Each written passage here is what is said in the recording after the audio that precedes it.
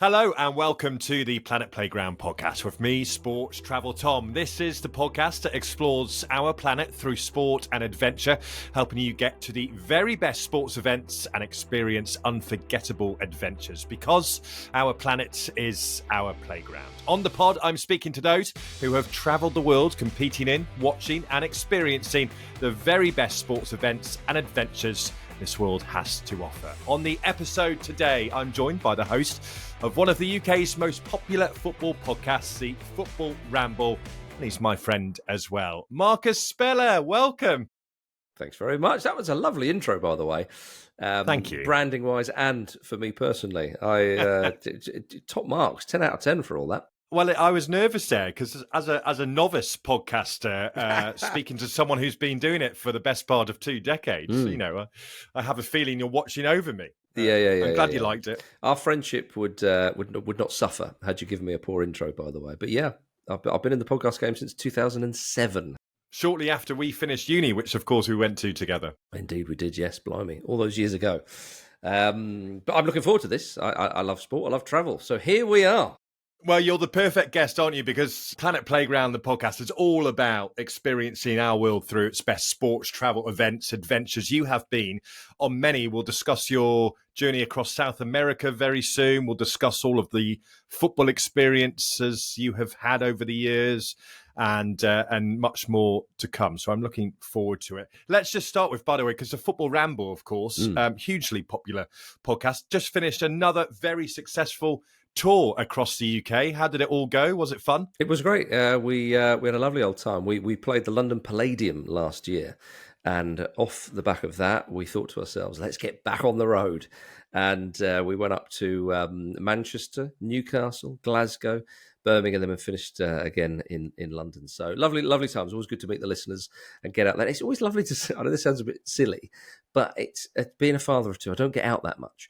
And I certainly don't travel that much, but it was lovely to see some other cities in the United Kingdom. Yeah, I must point out, you say you don't travel much, but you have travelled a lot. That's why you're on the podcast today. Since becoming a father, although since becoming a father, exactly. I mean, actually, we do. We do still get around. My my in-laws are abroad, so we still travel, but it's in a very different capacity. Yeah, indeed. And also those cities you did go to on the Football Ramble tour, great sporting cities of the UK as well. Newcastle, massive for its football, Glasgow too, of course. How did you experience, I know you didn't have too much time in each city, but could you pick up the passion for sport in all of those cities? Yeah, of course. Yeah, I mean, obviously we're there to talk about football. That's our thing and have a laugh. So you get that massively. But yeah, Newcastle is a special place. When you go there, I reckon whichever day of the week you arrived in Newcastle and you get off the train right in the centre of town, you'd think it was a Friday afternoon. The vibe. It's a party town. It really is. It's such a cliched thing to say. We couldn't get tickets for Newcastle. They were at home to Chelsea that day. But the sense of occasion when they play at home is absolutely something else. You know, one club city. So yeah, it's a special place. You'd be hard-pushed getting off the train and going 2 minutes without seeing somebody in a Newcastle United shirt, wouldn't you? I wouldn't even give it 2 minutes. I would give it a matter of seconds. Let's start talking about your experiences in travel and sport and what have you with a city just up the road from Newcastle, really, Edinburgh, the capital of Scotland, because that's where you grew up. That's your first home. And of course, it's such a great sporting city with 2 football clubs. Huge for rugby, huge for golf as well. They have long had Europe's second largest dry ski slope. They've now got a surfing centre as well. There's plenty to do in Edinburgh. What are your memories? And is it where you first discovered football? Yeah, very much so. I mean, people will think, well, his accent doesn't attest to the fact he grew up in Edinburgh. I even went to state school as well. I didn't go to private school up there like Tony Blair did. So, funny one. My family's all English. And here is my accent, although I have been living south of the border for a few decades now. But with regard to your question, yes, football from a very, very young age. The 1990 World Cup was when I first encountered the beautiful game. Loved it then. Scotland were involved in that World Cup. They were unlucky to go out in the first round. England is another country I'm very passionate about. I just love this damn island of Britain, and England did very well at that World Cup. So that was the first time I encountered it. As you say, good rivalry in Edinburgh between Hearts and Hibs. And of course, if you're watching Scottish football, you're keenly aware of the rivalry in Glasgow as well between Rangers and Celtic. I'm glad you mentioned Hill End, the ski slope in Edinburgh, because at the time when I was growing up in the 90s, it was the biggest dry slope in Northern Europe. That was the caveat, Northern Europe. So depending on where you drew the line, it was the biggest in certain parts. And we used to go there as school kids. You could do lessons on the dry slope. So I have never skied on snow. I've snowboarded on snow, which was a bit further north of Edinburgh. It was in Scotland still, but I've never skied on snow. But Hill End, that's lovely to hear the dry slope of Edinburgh mentioned. Yeah, it is brilliant. I've been a couple of times, and they've just opened. What do they call it? A snow coaster, is it? Basically one of those, you get on a little cart and it takes you down the rail, down the mountain. Yeah, it's brilliant. It's fully booked thing. Week after week. Yeah, it's like not a chairlift. It's like you sit on it, but and it rattles down the mountain along a rail. It's like a roller coaster, but you're attached to the ground. Proving very popular. But now also, would you believe it, Edinburgh is home to a surfing centre, which I think is the biggest in Europe. I mean, that's crazy, Edinburgh. I have been to North Wales. I visited Surf Snowdonia. I am not a surfer or a skier, I hasten to add, but my wife had a sort of a fleeting interest in surf and surfing, and we went to North Wales to a thing called Surf Snowdonia, which there was at the time there was only one. There was only two of these surf machines in the world, and we went along, so it was incredible. I think one's in maybe Texas or somewhere, and one in North Wales. They were planning on building a few more. It was incredible, really. The Wales surf champion was practicing when we went there. We went in December. I don't recommend that. Didn't last a full hour. 3 degrees the water was. Sweatsuits were literally keeping us alive. It's what you do for love. Things you do for love, Tom. Yeah, exactly. I'm sure the best of your surfing career is still to come, and I look forward to it immensely. Well, the best has to be to come, because it can't get any worse. I'll tell you that. I'll be able to tell you that. Can you remember in Edinburgh? Can you remember the first? Your first football game, was it in Edinburgh? It was actually in Glasgow. Hearts were involved, but it was Rangers versus Hearts. My dad used to work for a company, and they used to get tickets for Rangers. He was meant to take clients along. He used to give the tickets to my brother and I, because we love football. So we were going to see Rangers a bit. I went to see Hearts a few times. I actually been to see Hibs as well at Easter Road. So I had friends who were Hearts and Hibs fans as well. But I used to love the old stadium at Tynecastle in Edinburgh, because it used to be one side was only half done, and you had the old sort of terraced houses at one end, so you'd be people looking out the window getting a free match essentially, and a good view as well, right behind the goal. And then they built the stand up a bit, and those people, they would have to pay their way if they wanted to see the Jambos play. So I went to a Hearts match recently, and it was only £5 for the ticket. Can't beat so that. it's still not a bad price just to get in and watch a bit of football for the afternoon. And they've got a good following as well, Hearts. It's a nice ground. It's a passionate support, and look, the glamorous sides in Scotland are Rangers and Celtic, but Hearts and Hibs have still got something to offer. Yeah, Hibs is a good day out as well. Sort of the Leith area of Edinburgh, of course. And if you want to come to Edinburgh, then you've got to go to Leith, because what a place that is to go for food and drinks and whatever it is. It's changed a lot since the 90s. It's quite trendy now. I'll say that.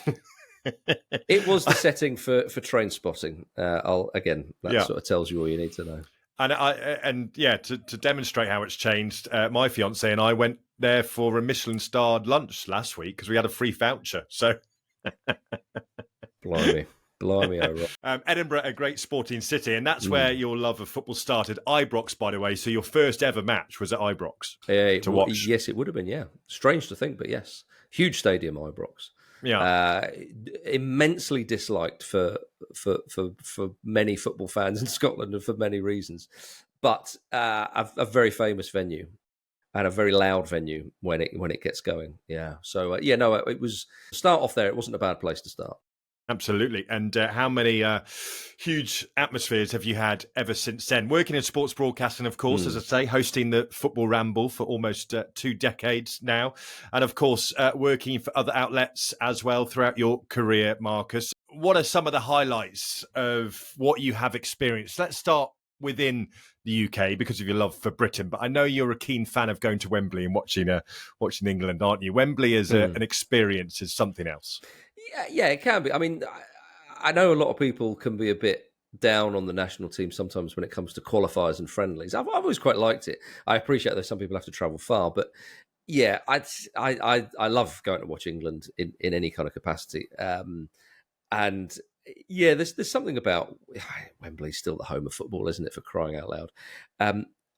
Possibly the best atmosphere, or one of the best atmospheres I've ever experienced, was the semi-final of Euro 2020, of course, played in the summer of 2021, when England played Denmark, and it was incredible. Partly because I think it was during COVID, and people could, therefore, they had that almost cathartic release of being all together. But it was a match with serious consequence at Wembley, which sometimes isn't. This is kind of rarely the case. It's a tournament game.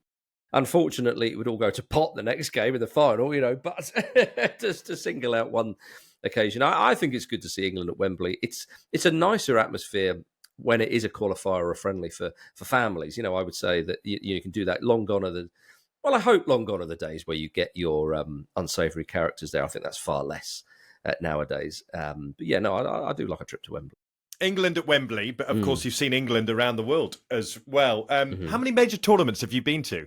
I know we've been to one together. Well, we met up at one together. Yeah. Not that many, actually, to be quite frank. I mean, the memory I have of going to watch England play in the Euros during 2012, of course, where I happened to bump into your good self, was England against Sweden in Kiev, or Kiev as we called it back in those days. And my goodness, it was it's insane. It's what's happened there. I'm not going to start talking about politics. The audience will be relieved to know, but absolutely astonishing to think that back in those days, there we were in a great city, a city which obviously if war hadn't ravaged it and so on, you would say, oh, Kiev, go to Kiev. It's a great city. You can watch a bit of football and all that kind of stuff. So that is a cherished memory, watching England there, because the backdrop of it was great. You go and visit a city that you'd never been to before. And when the European Championships is on like that, and it's hosted in one country or two countries, as it was then, Ukraine and Poland, a friend of mine put it, you visit the Euros, you visit the European Championship, if you see what I mean, because the whole place is decked out of it. Of course, you've got the backdrop of the host city or the host countries. But you visit this sort of tournament. It's almost like going to Disneyland or something. Yes, it's in California or whatever, but you've got the characters, you've got all the paraphernalia up and everything. And that's I think visiting tournaments is just a wonderful thing if you can do that, because you get that mix of the local culture and then this amazing cosmopolitan, colourful football culture, if you see what I mean. So it's a glorious thing going to a football tournament. It really, really is. I have. I was looking through some photos of our time in Ukraine for the Euros in 2012 recently, and it's so sad, isn't it? Seeing what's happened. But I mean, as you say, when we were there, it's such a lovely European city. The main street that we were all sort of, like a big fan park, wasn't there, on the main avenue in the city centre. And what's great about those tournaments on the whole is fans from different countries coming together, making friends with each other, and just having a great time. It's a carnival. It's desperately sad to see how that city has changed. Yeah, carnival's the word. I mean, there is something about that when you go to a tournament, particularly in the early rounds as well, when there's so many other countries still in. Yeah. Having been to a tournament in the early rounds and then on the latter stages as well, the early rounds, you're right, it's that carnival. There's that hope in the air of, what could we do? Is this our year? Oh my goodness, I can't. Or to some fans, I can't believe we're here because we're not normally at tournaments. To others who are maybe a bit nervy or whatever, but the sort of explosion of colour and a carnival atmosphere. Yeah, you're absolutely right. It is an extraordinary thing when, as I say, so many people from so many different parts of the world come together. The sense of occasion is just palpable, and you think to yourself, right now we're the center of the world, we're the center of the planet, the center of attention is right here, and there's nothing like it. I'm still catching up on sleep after we stayed out in a nightclub until 6 a.m. and the DJ asked us to close the curtains. when the sun started to come up. Amazing. That's what it's all about, isn't it? Other experiences you've had across Europe, talk to us. I know you've been to a few Champions League matches, haven't you? You've been to some wonderful stadiums across Europe. Talk us through some of your highlights. I'll start with a very, very obvious one. If you have not been to the Camp Nou in Barcelona, then you have to go. And I say that to anybody, even if you're not really into football, or even when it reopens. When it reopens, absolutely, yeah. Important to say that, yeah, absolutely, yeah, because it's such a cathedral of football. The history of that place. I understand it's had a bit of a redoing and had a bit of a facelift. It needed it, but the size of that stadium, the Bernabeu in Madrid is another one as well. But I think with Barcelona, they have, Més que un club, more than a club is their slogan. Thierry Henry said recently that when he first went there, he was a bit like, Més que un club? It's a bit self-aggrandizing. And then he learned the history and was very much put in his place and was just a bit like, it was such a beacon of hope during the decades when Spain, it was, there was much more tension between Catalonia and other parts of Spain, the capital and so on, without getting dragged into that. And it's as I say, the size of the place and what it means to people still because of that history. You learn about the history. It's really, really, really interesting. And if you're up in the gods as well, I mean, I've stood on the back row of that stadium, you feel like you can touch the clouds. You get the sense of and the size of it, and also the quality of the football too. So the whole thing just sort of goes into one. I was just in awe. I think awe is the word. I know people often think I want to find a lovely little stadium, a little hidden gem, and something a bit quirky off the beaten track. Yeah, absolutely, all that stuff as well. But there is something about walking up the stairs, looking and just going, bloody hell, this is again that sense of occasion and event and so on. It's breathtaking, quite frankly. I was outside the stadium in Barcelona a few weeks ago, actually, and there's still so much construction that needs to happen before it can reopen. I reckon it's at least another season, 2 seasons away, potentially. But even being outside, you still get the magnitude of how special that football club is, because they've still got the promenade around the outside. It's got the museum, the cafe, the games you can play, the museum and all of that, and the bars, and it's still packed, even though there's no football going on. It's basically a construction site, but people still flock to that part of Barcelona just to get a bit of the Nou Camp. Yeah, they love it, and you can totally understand why. It's you forget that it's not a one club city, because you've got little Espanyol there and probably one or two other clubs, but it feels like that. They dominate, and they're a very attractive team for a number of reasons. But when you go to that city, it's a great city. It's a great tourist destination. I'm sure a lot of people have been there listening to this. But the football club is a part of the fabric of that city. And I think that's the difference. You can go to a city like London, for example, and if you don't go and watch Arsenal, Spurs, Chelsea, I don't know, Charlton, Fulham, West Ham, whoever you want to mention, you could. These are added on extras, really. I think Barcelona, in a different way, but in a similar way to Newcastle, that club is that it runs through the fabric of that city. Liverpool would be another one as well. Yeah, talking of add-on extras. I booked tickets to go and see Barcelona recently, last month or so, and they are like a commercial juggernaut, because they have the art of upselling down to a T. So you go on the website and you book your tickets for the match. As soon as you've booked those tickets, it says, "Would you now like to buy a shirt for the match, so you can wear the shirt?" Okay. And once you've said no or yes to that, then how about would you like to buy a glass with Barcelona's badge on it, or a cup holder? Are they selling you shoe polish at the end, like they do in sports shops if you buy a new pair of trainers? At one point, they were offering me a Barcelona helicopter ride to see the stadium from above. Yeah. It was never ending. I would have been bankrupt if I said yes to it all. I just wanted to go and see the football. Yeah, it takes you a while. It took me half an hour to get tickets on that damn website. Blimey. Well, you've got to hand it to them, haven't you? We look forward to going back to Camp Nou when it's finished and seeing the new stadium. I was at the Olympic Stadium to see them play, and that equally, for the next year at least, I would say, recording this obviously in the summer of 2025, so the next season at least, they'll be there, I would say. And that's also a great stadium, iconic, the 92 Olympics, but it's just something about wherever Barcelona are playing, seeing that team and the fan base and the chants, it's very special. Yeah, it is. Yeah, no, I totally agree.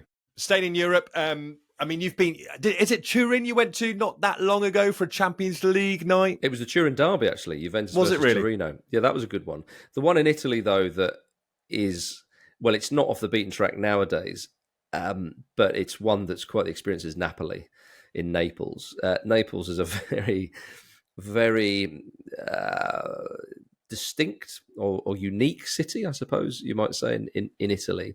It's not the obvious tourist destination that Rome or, I don't know, Florence and all these beautiful places are. It is, it has its reputation for a reason, but it's worth a visit. And of course, if you do go to Naples, then Pompeii is nearby, which is, it's phenomenal. And you've got a lot of other bits and pieces nearby.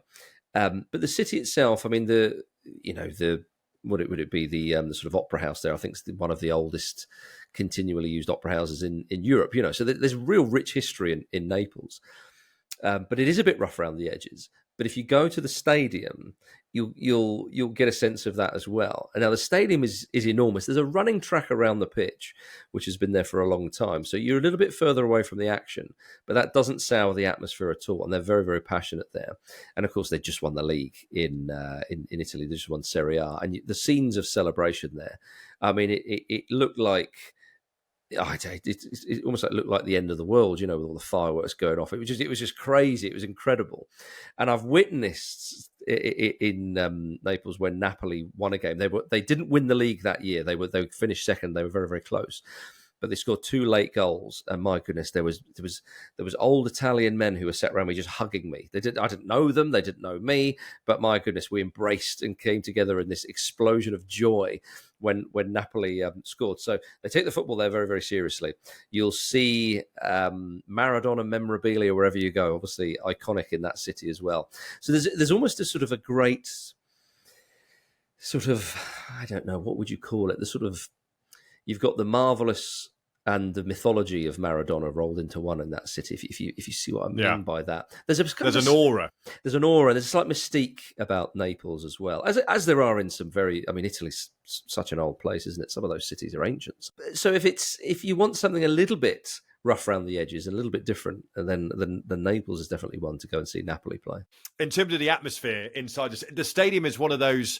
You see so many photos of the stadium on Instagram where it's from overhead and it's looking down on the stadium, but it's just surrounded by the city of Naples, and it looks extraordinary. What's it like inside on a match day? The atmosphere and pretty intense, or it's not too bad. I mean, it's. I think when you turn up at the stadium, a lot of these great big stadiums that we have in Europe, and obviously there's others around the world, but when you turn up in the Nou Camp, as I say, or the Camp Nou, should I say, as the locals call it, it's the size of the place. You look up, same as the Bernabeu, and it's the same for Napoli's ground. It's like blimey, but it's a real sort of creaking ruin of a ground. Bernabeu's had a facelift many years ago, and it's kind of all shiny and nice. Whereas Naples, you kind of go, blimey, look at it's almost like some sort of gladiatorial arena, and you go in, and I mean, even entering the ground, it's like someone's just cut a hole in this wire fence, and you kind of show your ticket, and the guy's a bit like, yeah, go on then, off you go, and you pile in. So it's as I say, it's much more rough and ready than, say, as you mentioned, that I went to watch Juventus play, which is a much more kind of, I wouldn't say slick operation, but there's certainly more security and more organisation going in, getting involved. So I think Italy in Naples, it feels very Southern Italian, I would say, in that it is a little bit more disorganised and it's a bit more raw, but there's something about that which makes you feel a little bit more alive, I suppose, without sounding too cheesy. So if you're visiting Naples to see a Napoli match, you want to go to the stadium, you have a great time there, you have a great time in Naples. The island of Capri is not far away. You can get a ferry over there as well, which is a nice day out. But in terms of eating, where would you go, Marcus, in Naples to have some dinner? Yeah, I mean, obvious question, you're in Italy and you should be well catered for wherever you go. Yeah. But the famous place, which is the tourists love it, and you've got to dodge the kids flying around on mopeds when you go there. You find them a lot in Italy. Is the La Antica Pizzeria de Micheli. Sorry if my pronunciation's wrong there. And it's the place Julia Roberts filmed a scene in the film Eat, Pray, Love. There's a photo of her on the wall. So yeah, if you're not sure, Julia Roberts, Pizza Naples, just Google that and the place will come up. Okay, and it's you'll have to queue, so get there pretty early. But there's a gaggle of tourists all around there. Yeah. And it's known for its authentic margherita pizza, because margherita pizza was invented in Naples. Apparently, it was meant to be the colour. Somebody told me it was meant to be the colours of the Italian flag. Got the red tomato for the red, the sort of the white kind of cheese, and then the green little makes sense. The green little leaf on the top. Whether that's true or not, let's go with it. It may well be. But that place. So I went there a few years ago now. And like I say, it's almost like a hole in the wall, this place. And you might have to wait for a bit, but it's worth it. You go in, it's very modest. Tables and chairs that just look like any other cafe that you'd go to in Italy.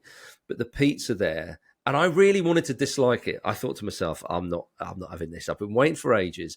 The pizza and they just sell margherita pizza. And at the time I went, pizzas were €4.50. Right, very cheap, and the drinks were, I think, €2. So I had a Fanta and a pizza, Tom, and I thought to myself, I'm going to make sure I dislike this because come on, and it was magnificent. It's the best pizza you'll ever taste. I don't know what they do. It's just a margherita, but it is well worth it. I mean, a pre-match pizza is always good around when you're traveling around Europe, but that sounds like the perfect pizza football match combo. Yeah, I would. I'm not sure I would have a pre-match pizza.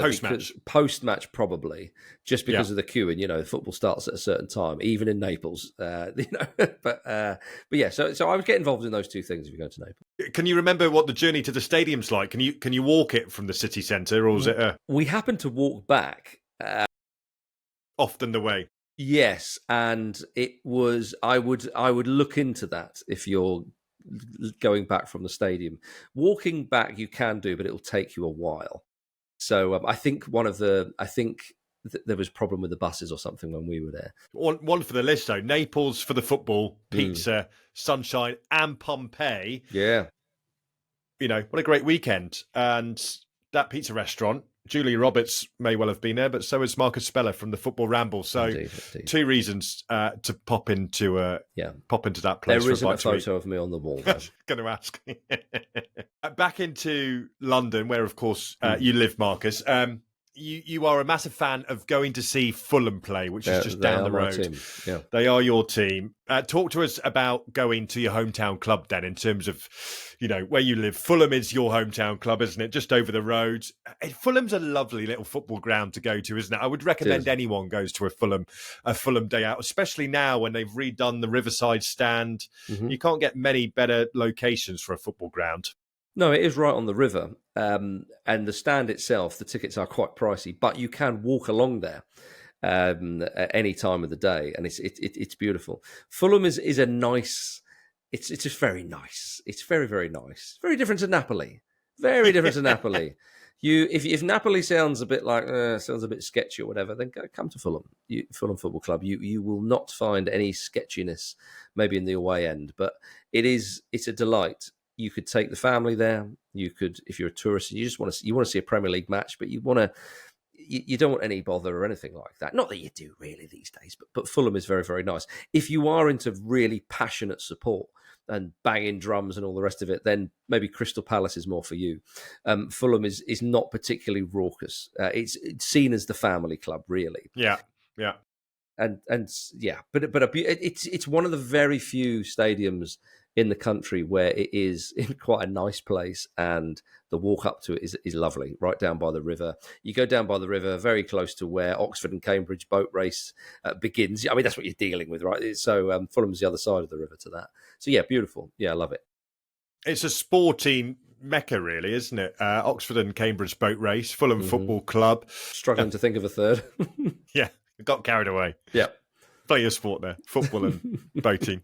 Staying in London, let's talk about the London Olympics very quickly because what a sporting event that is. And it was great to have it in London, wasn't it, all those years ago, over 10 years ago now. But yeah, I know you love the Olympics. You're sort of almost consumed by it, weren't you, for a month? And I came over for a week and experienced it as well. If I recommend anyone to go to a sporting event once in their lifetime, it would be an Olympic Games. Yeah, there's something for everybody. Obviously, being a passionate football fan, I would have more interest in, say, like the World Cup or the Euros. Yeah. But the Olympics, though, I mean, Olympics does have a little bit of football, of course, but the Olympics, there is something about it. And again, to repeat what I said earlier, you feel like it's the centre of the world when the Olympics are on. Every nation is competing in a variety of different ways, of course. That sense of occasion just is enormous. Like if you're at the Olympic Games, you're there as a spectator, and you know, whatever. It's almost, you feel like there's no other place to be on the planet right now. When London hosted the Olympics, that city was transformed for a month or whatever it was. People were so much more friendlier on public transport. Not that I think they're miserable or anything, but like people chatting, like it was joyous is the word I would use. And of course, with the Olympics, you don't get the potential tensions that you can do. Not always, and maybe in a sort of a minimal way, where you can do at the European Championships or a World Cup. It's just everybody is there for their shared interest. And as well, like what other time do I care of a man throwing a javelin? Do you know what I mean? Like, he's got a shot put, or the pole vault, or all these things. I went to go and see the Greco-Roman wrestling when I was in London, among lots of other sports. I go right into it.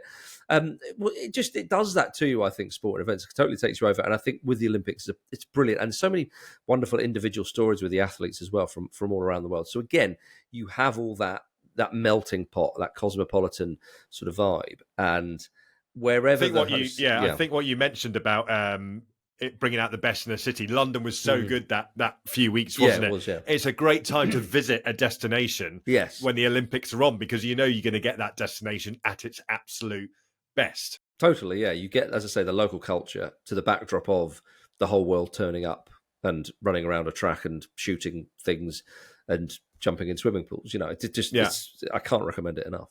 And it's also, as well, in terms of getting tickets, it's actually pretty straightforward because there's so many events, and it might not be you know, as you say, it might be a niche sport that you get a ticket for, but it doesn't matter. Talking of the Olympics, baseball ahead of the next Olympic Games in 2028, which has been staged, of course, in Los Angeles. Baseball is making a return to the Olympics, which I'm looking forward to. We've both had some brilliant baseball experiences, haven't we? In the US, I went to a place called Altoona Curve in Pennsylvania. Oh, yeah. A little team that plays there, which was just such a fantastic experience. The Yankees you do in New York, customary. The Dodger Stadium in LA as well, which is a great day out. You've been to San Francisco, haven't you? Yeah, I've been to Fenway Park, the famous Boston Red Sox stadium. But much more recently, though, I went to watch San Francisco Giants play. And that was great. Fortunately for me, my mate's mate was sat next to me, and he was kind of explaining all the intricacies about baseball, because it's quite an obvious game to play. You hit the ball, but he was explaining some of the more finer details of the game, which was very, very helpful. But what I loved about that stadium was it's right on the bay. And so if you're set up high, which I would, again, recommend, you can see right out on the bay and see the water. And apparently when was it Barry Bonds, who was the famous batter who played for San Francisco, when he would be playing, he would often smack the ball out the park and it would go in the water. And you'd have people in little dinghies by the stadium waiting for these balls that old Barry had hit into the water. They'd be like straight out there to try and get them, these collector's items. So it's a beautiful little spot, and I would recommend, if we're going for a food recommendation, before or after the game. It was before the game for me. Umami burger. Umami burger. Umami. So UMAMI. Umami. It's I've got it written down here. A restaurant chain specializes in a specific type of burger, based in Los Angeles, California. And the name and the burger itself are inspired by the concept of umami, which is a Japanese term for a savory, rich flavor. So umami meaning delicious in Japanese. It's people talk about, you've got on your tongue, you've got salt, sour, sweet and all the different tastes. And umami is one of them, apparently, according to the Japanese. But it really does hit the spot. Yeah, wonderful day out. Pittsburgh's a bit like that as well. For PNC Park, where the Pirates play, it's right on the river. And you can kayak past the stadium and you can see the big screen within the stadium, within the ballpark from your kayak. So you can actually watch the match whilst you're on your kayak, which is quite a nice thing to do. Yeah, not bad. Okay, well, let's talk about your perfect sports event or adventure travel itinerary. So I think with you, sports event, travel itinerary, a great day out for a sports event. What have you got for us, Marcus? Well, you mentioned that I'd travelled in South America a bit, and a while ago now, but South America's still there. You can still go. And I love the country of Argentina for a number of different reasons. And I love the city of Buenos Aires for a number of different reasons. But they have the two big football teams in Buenos Aires, of course, Boca Juniors and River Plate. I think Boca Juniors would be a more, how would I say, visceral experience or a rawer experience, maybe. Everybody loves it who goes. All the tourists go, oh my gosh, you've got to go to a Boca Juniors game. It's crazy. You'll be okay, but it will again make you feel alive, and you'll be well energized if you go to watch a Boca Juniors game play. So to go and see them play in the famous La Bombonera Stadium, which is very famous indeed, and again the history of the place and the passion and the fanfare and all the rest of it. Boca itself is a very interesting part of Buenos Aires. Boca means mouth in Spanish, and it was at the mouth of the river, and that's where all the immigrants used to turn up back in the day. There are parallels and similarities between Buenos Aires and New York. Buenos Aires, in layman's terms, I would say is kind of almost like the New York of the Southern Hemisphere, very much built on immigration. Okay. Quite specifically from Italy or Genoa, even more specifically, but from other places as well. But the Genovese influence is kind of there to be understood. The colours of Boca Juniors, yellow and blue, famously were they were decided upon when the founders of that football club were sitting on the mouth of the river and saying, right, what colours should we have? And they said, well, whichever the story goes, whichever ship comes in next, the flag of that country will be what colours we go for. Whether that's caught up in the myth or not, I don't know. But then apparently a Swedish ship rolled in, and that was a Swedish flag, yellow and blue. So that's the colours of the team they went for. Yeah. So the stadium is again, it's a real experience, and the area of Boca is a tourist place as well. You go around and you see that's where the tango, the dance, originated from.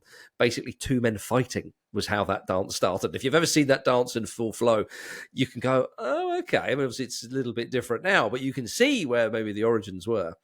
And yeah, so you've got some really, really good touristy stuff to see. I stress, though, that you would go during the day. When nightfall comes, you get the hell out of there, because it's not the safest of places. But during the day, right, with all the tourists and so on, it's absolutely fine. And of course, if you wanted to go and see a football match, you'd be fine. So my perfect itinerary, though, for a day in Buenos Aires, which no doubt you'll have loved being in that city. You get yourself down to Boca, see some of the tourist stuff going on there, go and see an afternoon game, and then leave before night falls. And then you find yourself a fabulous steak restaurant in the Palermo district of Buenos Aires, one of my favorite districts of any city in the world. It's beautiful. It's wonderful. Great old architecture there. Very, you can see the Spanish influence. So many lovely bars and pubs and restaurants and all the rest of it. The weather will be good. There's a lot of street art as well, which of course is a fancy term for graffiti. It's great atmosphere. That's quite a safe place. I would recommend staying in Palermo as well. What a day that would be. I love the sound of it. Can I just ask a couple of questions then? In terms of the stadium, you touched on it. I mean, it's obviously raucous, I think, is probably one word you would use. Would you feel safe going on your own, or would you go with a group or with at least one friend? Yeah, no, I think you'd be okay. I'd imagine. I've always found at football grounds when you are on your own, the locals are actually quite welcoming, and they want to show off. Look, this is our stadium. Totally. Yeah. Well, a friend of mine was recently at a smaller Argentinian football club, but still in the top division. And he went on his own, and he was taken in by the fans. And he's an Englishman, and because of the whole Falkland Isles, Las Malvinas stuff, we might not be the most popular nationality down there, but he said, it's absolutely fine, So, you'd be fine. Plenty of tourists go. But as I say, you just keep your wits about you. You don't do anything silly, Exactly. So I thoroughly recommend it. One of those football experiences that has to be on the bucket list, really, isn't it? Definitely, yeah. Yeah. Much like, as you say, Camp Nou is one in Europe to think of a few. San Siro, Bernabeu, San Siro, yeah, absolutely. But Boca Juniors, that does, and Argentina, what a great destination for sport and adventure. And finish it off with a day out in Boca and see a match. I love that. Don't forget the steak. I won't forget the steak. No, I will never forget the steak. We finish up, as always, with finding out what your Planet Playground is. Your favourite city, destination, including the places and things you love to do and when you're visiting that destination, but also some of the great sports events and adventures that you can find in that destination as well. Basically somewhere we feel like we are playing on our planet. So what is, Marcus Speller, your Planet Playground? I love visiting Spain and Portugal. I think that they are marvellous places. So I'm going to go for an Iberian feel here. And the reason why I pick those places is because I think if you're thinking Planet Playground, then I don't want it to rain in my Planet Playground. So that would be, so Britain's struggling immediately if you're going down that road. So I think the idea of being abroad as well, going to sporting events or doing exciting things is great. Spain is a country I've been to a number of times. Been to a number of cities in Spain. I love the culture there. I love that Spain, especially if you just go to northern Spain, it's just 2 hours on a flight from England, and it's very different to England. There are distinct differences between England and Spain, and you don't have to go that far. So, because clearly, if you go to Germany, even parts of France, although France is a little bit more different, Germany in particular, there's quite similarities. Spain, it feels sometimes like you're in another world, So I love that, and it's pretty close.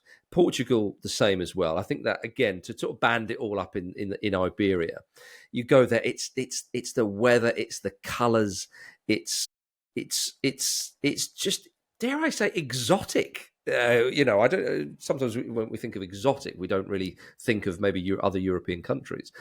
But I love the architecture in Spain, sort of the Baroque look and the colours. You go to Portugal, you've got the tiles. I love in southern Spain, like if you go to Sevilla or Seville, as we should call it as good Englishmen, the oranges growing on trees. I know that sounds like such a basic, stupid thing to say, but it's just like, it's just great. I love, again, you're in a very vibrant, isn't it? And vibrant. It's bright, vibrant. Yes. Yeah. Exactly, and it's not that far from home as well. I would stay away from Torremolinos or the like. You'll get a nasty flavour of home if you're an Englishman. But I think, all that it goes in. The weather's nearly always great. They love their football. They love a lot of sporting heritage there as well. Two great football teams. They excel in other sports as well. Beautiful language as well, Spanish. And the food as well, the tapas, the meats, all that kind of thing. So Spain and Portugal as well. A little bit more Spain, but Portugal as well. So Iberia, I would kind of band it up. And Camp Nou would be your favourite football experience in Iberia, would it? Yeah, possibly. Although I have seen a Madrid derby at the Bernabeu, and that was great. I also saw Atletico Madrid play at their old stadium, but of course they've now moved to a new stadium, so I can't say that because I haven't actually been. Yeah, I think you're looking at maybe the Camp Nou, something like that. I've seen Sporting play and Benfica play in Lisbon, and Lisbon is a great city as well. A lot going for it there. So again, they've got these huge stadiums. You've got these massive teams with great history that was maybe from a bygone era. Benfica have not won a European trophy since, the 60s, I think.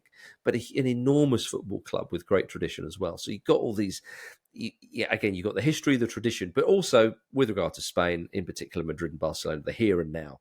And also, these two countries, along with Morocco, are the main hosts of 2030. I know there's a few matches in a couple of or a few South American countries, but the main hosts in Morocco, Spain, and Portugal. It's going to be a glorious World Cup. So my Planet Playground is going to be largely where the World Cup is. I've never been to Morocco. I'd love to go there, but focusing on which part of the world I think of, my eyes light up, and I think, oh God, I'd love to go back there. Is definitely Iberia. You're right. The football experiences across Spain and Portugal are incredible. The culture, the dining, the drinks, the vibrancy. It's a wonderful place to visit, isn't it? And as you say, very close to the UK. Are there any great little gems you know about in that part of the world which not many people would know about and they have to visit? Yeah, well, I'm going to take us to Portugal and Porto, the city of Porto. Porto it's a spectacular city in terms of where it is. Sort of the physical geography, if you like, of the place. It's in a canyon that kind of winds round, and you've got some great bridges there, like the what is the name of the bridge? The Louis I Bridge, I think, is the famous one. You Google Porto, Google image Porto, it'd be the first one that comes up. That sort of iron structure, silver kind of thing. And in there, it's such a beautiful place. You got the restaurants down by the river and so on. Lovely, lovely place. And there is somewhere I would actually recommend going, up on the kind of hillside that looks down onto the bridge and into that little place. It's a place, and it's kind of like a bar, kind of restaurant-y cafe place called, let me try and pronounce this properly, Guindalense Football Club. Guin Dalense Football Club, and you can go up there, and it's perfectly situated on the side of the hill. Beautiful views. They've got kind of like a bar menu with, you get your meats and some chips. You have a beer there and whatever. Lovely atmosphere, and I'm pretty sure it is a football club. I don't know if they've.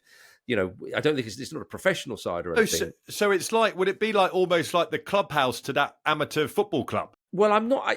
To be quite frank, I'm honestly not sure, because I popped along there. My wife and I were like, "This is amazing, this," and we didn't really kind of get to the bottom of it. But it's such a great spot, and I thoroughly recommend it. And it did feel.